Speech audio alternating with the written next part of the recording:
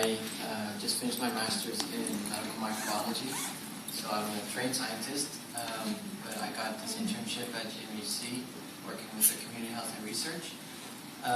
So originally I was asked to do a presentation on the ACA, so I thought, well, why does the United States need health reform? Because I grew up in Europe and I had no clue. And then when I started to do research, I really saw how messed up it all really is.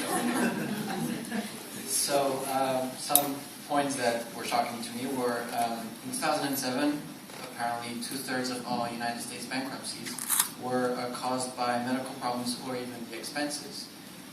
That's a 50% jump since 2001. 80% of these bankruptcies were with people who initially had medical insurance, but then over the course of their illness ran out, or it was capped. And then 15% of Americans are without health insurance, and about 1 in 9 children in the USA are born without any health insurance. So what about people with HIV? Nearly 30% of people with HIV are not covered, which is huge.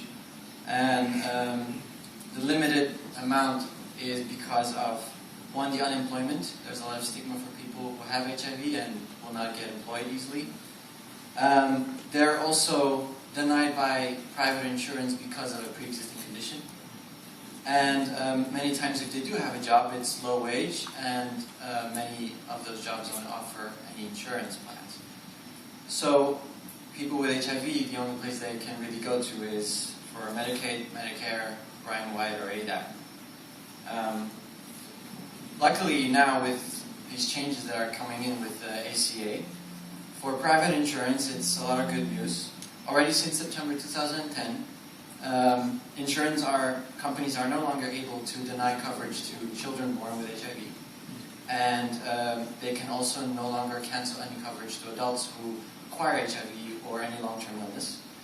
And then starting from 2014, insurance companies may no longer refuse to cover people who have any pre-existing conditions, and they are also no longer allowed to impose a dollar limit on anybody's health benefits. Something new coming for the United States is that small businesses and low to moderate income people who have their own companies or have maximum of 100 employees will be able to buy coverage from state insurance exchanges, and I'll explain what those are in a minute. Also, people who have an income of up to 400% of the federal poverty level, they'll receive federal tax credits, so their insurance will become more affordable. So these health insurance exchanges, what are they? Well, these are healthcare plans that people can buy from an exchange organization, and these will all be running in effect from the 1st of January 2014. So the states are setting up these exchange organizations, and every state can have different exchange organizations, so everyone can then pick the plan that most fits to them. So what about the changes in Medicaid? As you know, Medicaid is offered for low-income people. It's federal run, and also for people who fit eligibility factors such as disabled or children, or if someone's pregnant. Currently, people who have HIV, if they want coverage by Medicaid, they need to wait until they have an AIDS diagnosis before they will even be considered to be covered. However, from 2014 that will change.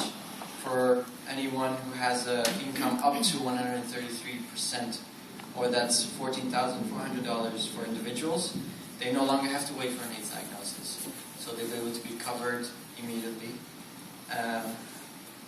However, the problem with that is that Medicaid is state-run, so every state can decide if they will adapt that or not. So only the future will tell where to go.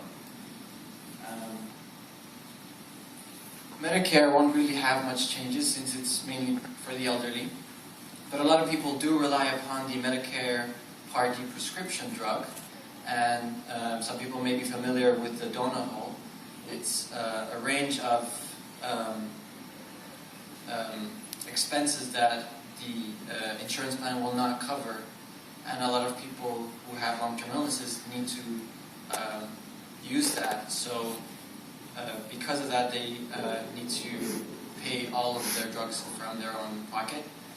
Well, ACA changes that, and they are now offering 50% discounts on their brand name drugs.